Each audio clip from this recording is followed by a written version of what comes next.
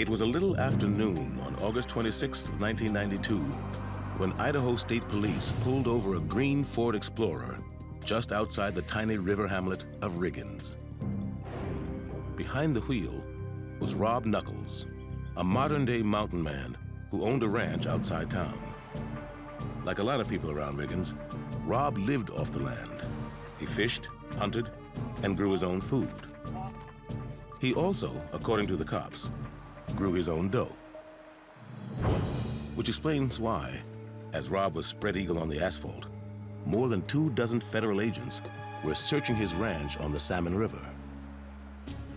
But since Rob's place was the last piece of private land in the midst of the Nez Perce National Forest, Riggins wondered, were the feds really looking for drugs or just an excuse to seize the property?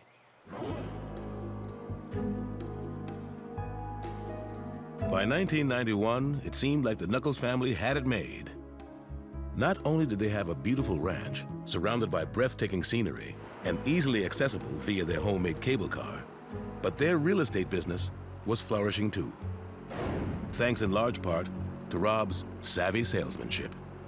But in the fall of 1991, an incoming call kicked off the biggest deal in Rob Nuckols' life.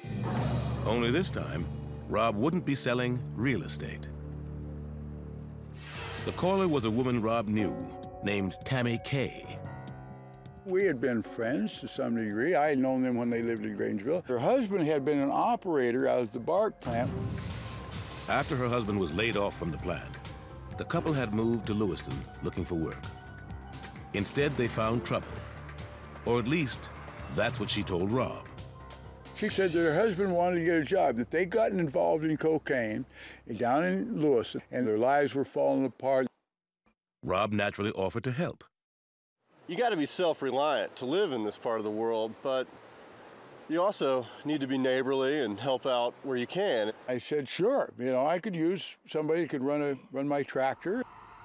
Tammy, however, wasn't too interested in becoming a ranch hand. She said, I need to sell some weed.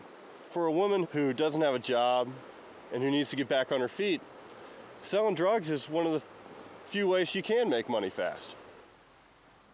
Trouble was, Tammy didn't have any drugs to sell, which is why she turned to Rob.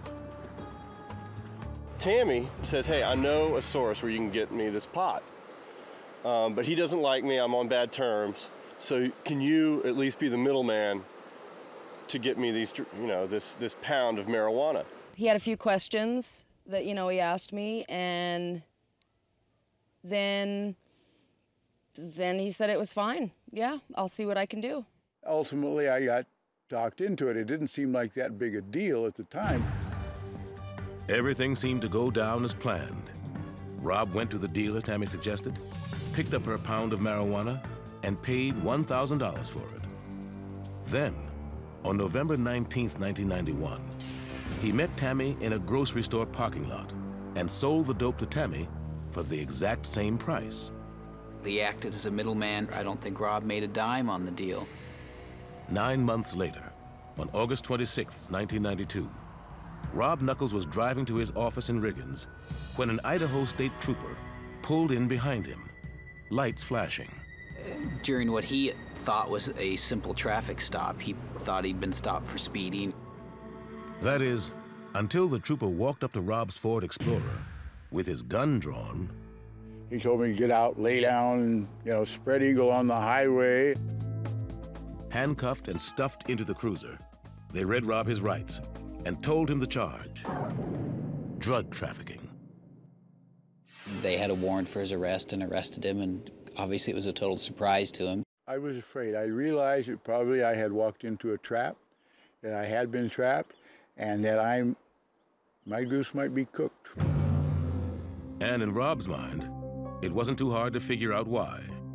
If Rob was convicted of dealing drugs, forfeiture laws meant the feds were free to seize his property. Drug forfeiture laws say, okay, here's Joe, drug kingpin. He's living in a beautiful house, he has a beautiful car, and he's got a lot of money in the bank. When we nail his ass, we're gonna be able to take that property and funnel it back into the war on drugs. Or in Rob Nuckols' case, add his acreage to the Nez Perce National Forest.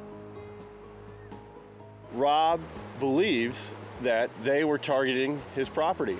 They were trying to get back at him for a personal vendetta, and you know, out here, the best way to get back at somebody is to take their spread, to take their ranch. And it's a beautiful ranch. Unfortunately, every attorney he talked to thought he was just some conspiracy-minded crank.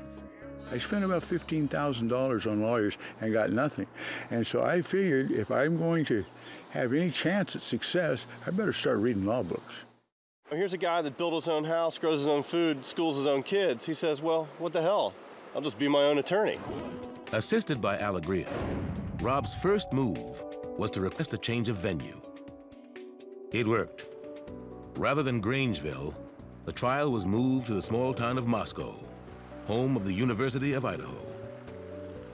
If you had to pick a place with a high concentration of sympathetic pot smokers, you might want to go to a college town. And so Rob made a pretty savvy play. It wouldn't be the only one either. When the trial got underway on September 22, 1993, at the Latta County Courthouse, Rob represented himself. In his opening statement, Rob tackled the biggest piece of evidence against him, the surveillance tape. He couldn't deny that he had indeed delivered marijuana to this undercover informant. He didn't deny it. Instead, Rob made the tape the linchpin of his defense. The tape, he argued, was evidence, all right. Evidence of entrapment. He knew that he had to prove he was entrapped. He had to convince the jury that he had been solicited by the state and talked into committing the crime by the representatives of the state. First, the prosecutors called Tammy to the stand to recount buying drugs from Rob.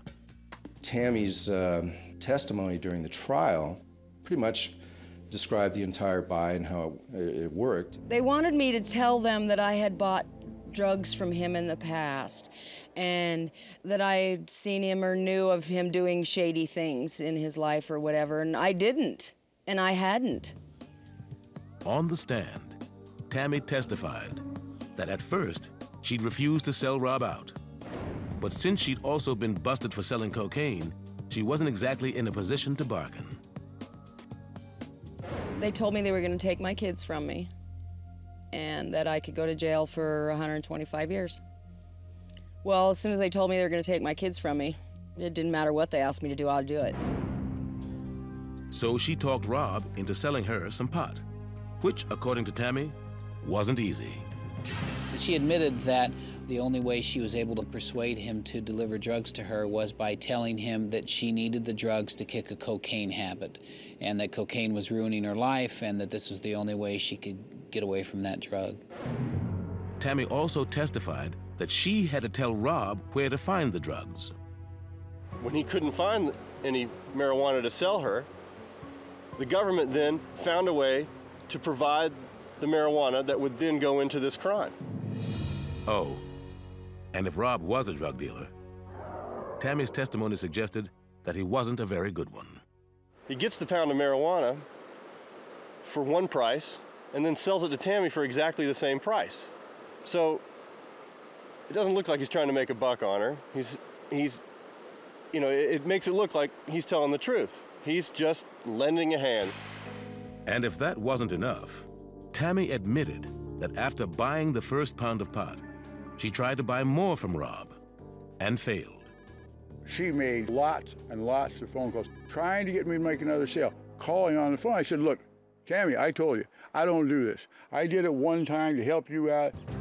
When the jury began deliberations on October 4th, 1993, Rob Nuckols, after years of self-reliant living, found his future in the hands of 12 strangers. He kind of looked like a fish out of water. He didn't look entirely comfortable. He was extremely stressed. He did not have any sleep for the several days.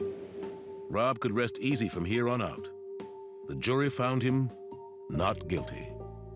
I remember Rob yelling hallelujah, and then the jury erupted in laughter, and it was, I think, a relief for everyone involved. I'm walking about 10 feet off the ground. Yeah, I mean, this is 13 months of just total working as hard as you can, trying to learn how to do all these things that lawyers do. He defended himself and he triumphed.